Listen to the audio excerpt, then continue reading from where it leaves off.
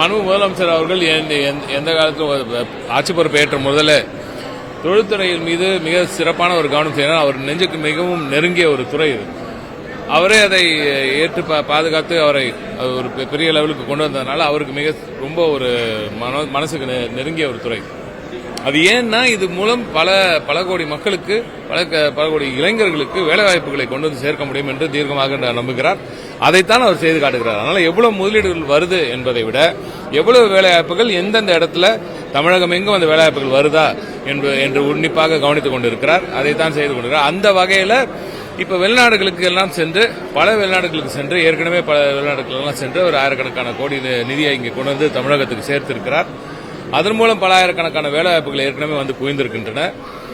இன்னும் அடுத்த கட்ட வேலையாக இப்பொழுது அமெரிக்க நாட்டுக்கு செல்லவிருக்கிறார். அங்கே மிக முக்கியமான பல நிறுவனங்களை சந்திக்கவிருக்கிறோம். வருகிற 27ஆம் தேதி அன்று மாண்பு முதலமைச்சர் அவர்கள் புறப்படுவார் என்று நினைக்கிறோம். அந்த கன்ஃபர்மேஷன் இருக்கு. ஸோ எனவே 27 அன்றைக்கு மாண்பு முதலமைச்சர் அவர்கள் புறப்பட்டு அங்கே அமெரிக்காவில் மிக முக்கியமான பல நிறுவனங்களை நிறுவன தலைவர்களை சந்திக்க இருக்கிறார். பல புரிந்துணர்வு ஒப்பந்தங்கள் அங்கே கையெழுத்திடுவார். செய்திகளை உடனுக்குடனும் துல்லியமாகவும் தெரிந்து கொள்ள சப்ஸ்கிரைப் பண்ணுங்க.